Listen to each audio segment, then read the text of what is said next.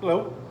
Just making a quick short video in the hydration room at my apartment complex, drinking complimentary coffee, courtesy of Stephen Scott Managin at Chaska Place Apartments. I really like this place. It's a nice place. I can't really argue with free coffee, you know? So I just want to do a quick, this would go into the category of chakra tree yoga, sort of the philosophy section of it. I just wanted to touch on, you're taking yoga concepts and trying to apply them to the modern world. At least that's what I consider the ideal of the purpose of having a religious or a spiritual practice, is implementing it into your daily life. So this particular one, just because it's fresh on my mind, and I like to do things spontaneously, is to touch on, I would say, integrity, being impeccable. Is the Toltec saying was be impeccable with your word, but I would just say be impeccable. Obviously, I don't want to copy Don Miguel Ruiz, The Four Agreements, his book. It's a wonderful book. And obviously, a combination of that and also just general yoga philosophy, which is deep and complex, and I don't want to say all of it now. But let's just suffice it to say that in that philosophy, it's really important to have integrity, and there's I can't remember what the saying is, but it's sort of like a 10 commandments, but there's two of them. There's the Yamas and the Niyamas. Yama means death, and Yama is the things that you shouldn't do, so it's a self-restraint. And then the Niyamas are the practices that, good habits like, I think it was Asteya, or non-stealing. You have non-covet, do not covet another person's property or person of relationship, and non-lying, truthfulness. Satya is truth in Sanskrit.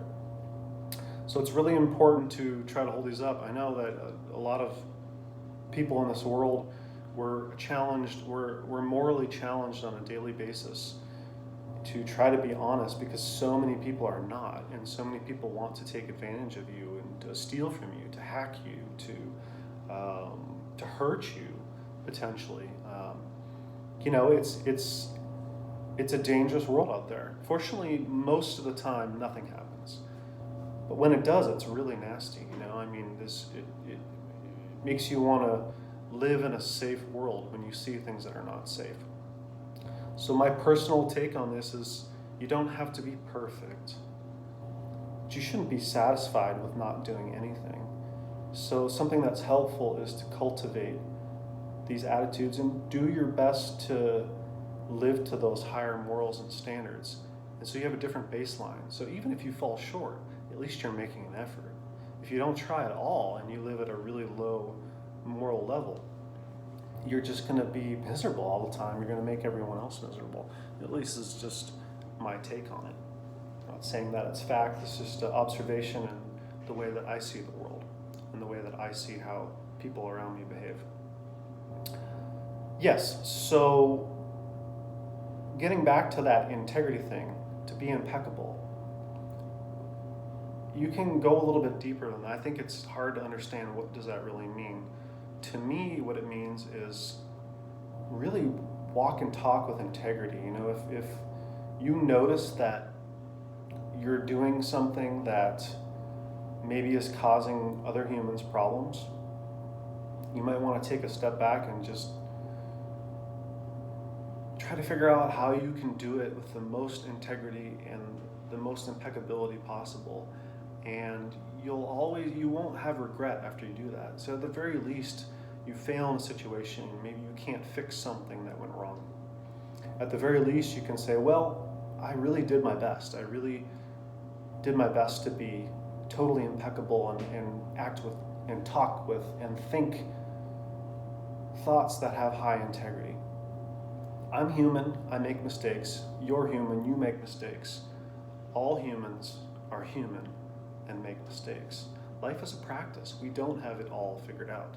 So this is always an opportunity to reflect on what's important and do our best to live with a higher integrity. I'm working on it all the time, and I fall short a lot.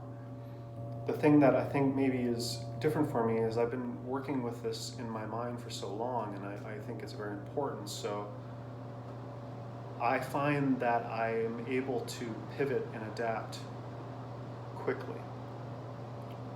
And I think that's an important skill to develop, to say you get mad about something on when you're driving, you know. They call it road rage, but a lot of people just get frustrated with other people when they're driving. Happens to everybody. How quickly can you let it go? How quickly can you do that? Because yes, so what? You have emotions and you got upset about something. So what? It's okay. How long do you want to stay there? Because if you stay there too long, it gets reinforced. The momentum builds. And then all of a sudden it's with you for possibly all day long. Yeah, we humans, we have a tendency to be compulsive sometimes and to obsess over things that maybe aren't worth obsessing over. And everyone's a little bit different. Everything is one. I hope that helps. I want to keep these videos nice and short. That seems to be the thing that everyone likes now. And I understand, you don't want to hear someone rambling on and on. Mostly what I'm trying to do is, you could call it teaching or preaching. I like to just think of it as sharing. I'm really into this stuff. I study a lot. I have read so much, and I reread and I read it over and over again. I listen, I chant, I sing.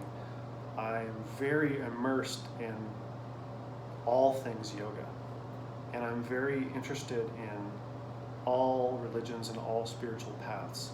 I have my one, and there are some variations that come into it from other traditions, but I think it's important to dig one well deep.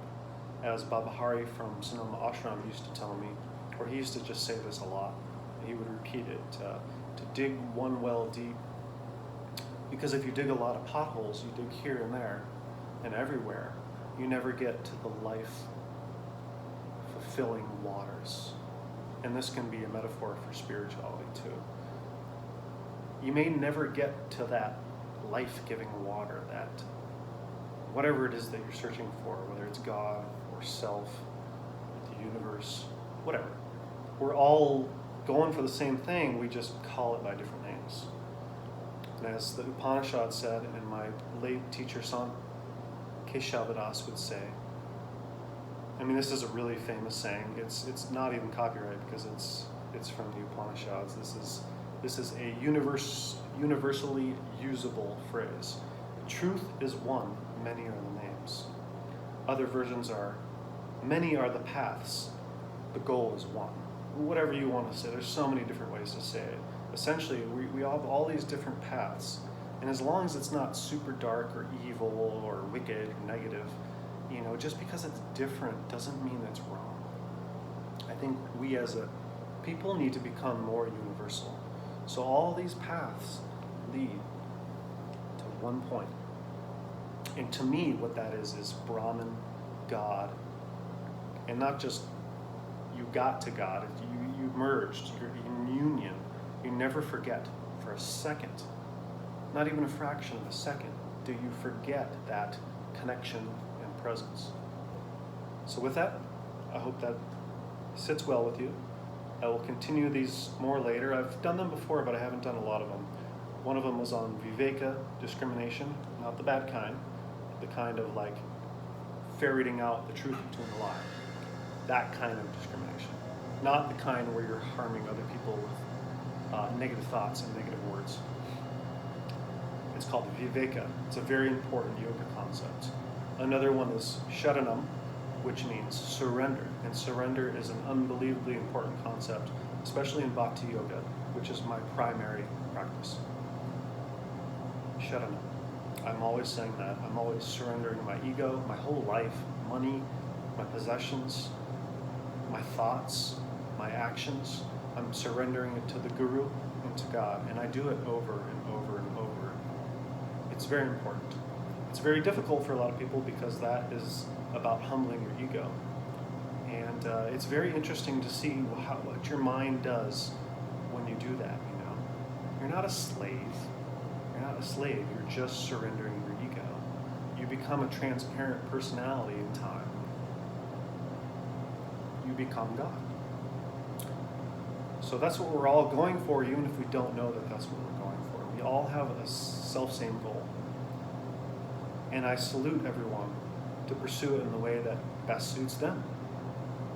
And please be tolerant of other people's practices, even if you don't agree with them. You don't have to agree with them.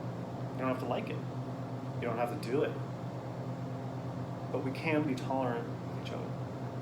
My late teacher was all about universal religion, cosmic religion. Although he had his practice that was rooted in Hinduism and Bhakti Yoga, he embraced everything and everyone. I think there's something to learn from that. And I follow him because that's the highest example I've ever seen anyone put out. I mean, look at how much strife there is over religious argument, political argument. We're too separated. We need to become one. With that, I bid you adieu until next time. Namaste.